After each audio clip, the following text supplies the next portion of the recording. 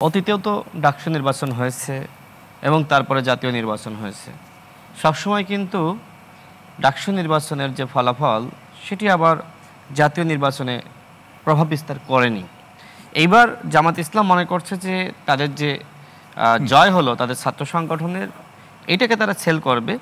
সেটা আমরা আসলে আগামী ফেব্রুয়ারি মাসে যে নির্বাচন, সেই নির্বাচন যখন অনুষ্ঠিত হবে ফলাফল দেখলে আমরা বুঝতে পারবো। তবে জাতীয় নির্বাচনে যে বিষয়টি সবথেকে বেশি কাজ করে সেটি হলো গ্রামের যিনি মরল থাকেন, যিনি মেম্বার থাকেন, যিনি ওই এলাকার চেয়ারম্যান থাকেন, তার কথার উপরে অনেকটা আসলে প্রভাবিত হয়। এক্ষেত্রে বাংলাদেশের যে রাজনীতি বা বাস্তবতা আমরা দেখেছি যে আওয়ামী লীগের এই ধরনের সাবেক বা বর্তমান যারা কাউন্সিলর আছে, চেয়ারম্যান আছে, অন্যদিকে বিএনপির আছে, জামাত ইসলামের খুব বেশি সংখ্যক নাই। আবার গ্রাম বা সমাজের যে আধিপত্যবাদের রাজনীতি, সেখানেও আওয়ামী লীগ বিএনপি এগিয়ে। আওয়ামী লীগ তো মোটামুটি শেষ, এখন বিএনপির দখলে বলা যায়। তো সেই ক্ষেত্রে জামাতের এই প্রভাবটা নাই। আবার এলাকার স্কুল কমিটি বলেন, বিভিন্ন কমিটি বলেন, সেগুলো আবার মোটামুটি বিএনপির। মানে এই নির্বাচন দিয়ে কি তারা ওই সাধারণ মানুষের মধ্যে তাদেরকে ভোট দেওয়ার প্রশ্নে বাছাই করাতে প্রভাব বিস্তার করতে পারবে?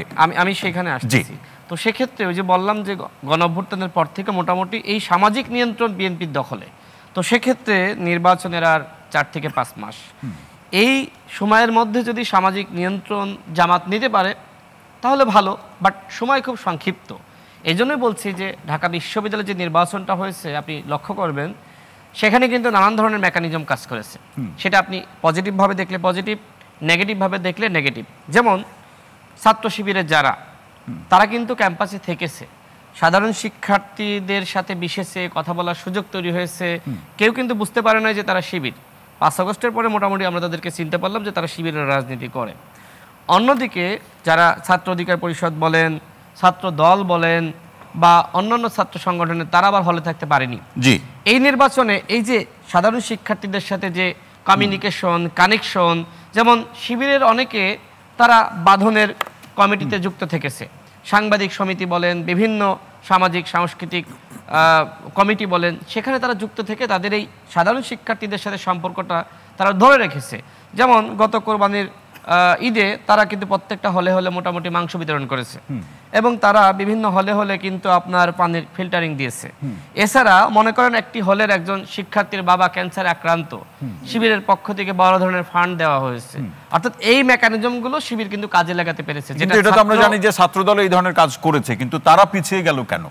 নাকি ছাত্র শিবিরের এই কর্মকাণ্ডের মধ্যে আলাদা কোনো এইটা আসলে ছাত্রদল খুব বেশি করতে পেরেছে বলে আমার কাছে মনে হয়নি।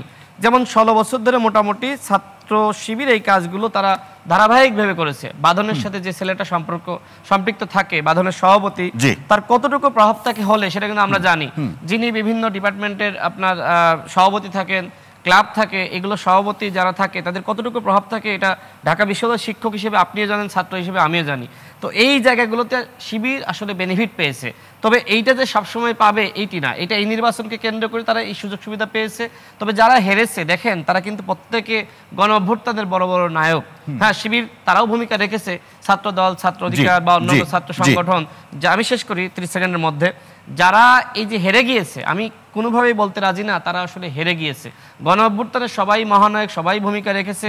কেউ হয়তো এগিয়ে গেছে তার কৌশলগত কারণে, কিন্তু যে ছেলেটি সবসময় রাজপথে স্লোগান দিয়েছে 1, 2, 3, 4 শেখ হাসিনা গদি স্যার, যেমন আমাদের ছাত্র অধিকার পরিষদের সভাপতি বিনিয়ামিন মোল্লা, যিনি ডাকসু নির্বাচনের জন্য অনশন করেছেন, যিনি 4 বার জেল খেটেছেন, যিনি মাস্টার শেষ করতে পারেননি, যার নামে 11টি মামলা, সেই ছেলেটি মাত্র ভোট পেয়েছে 136টি।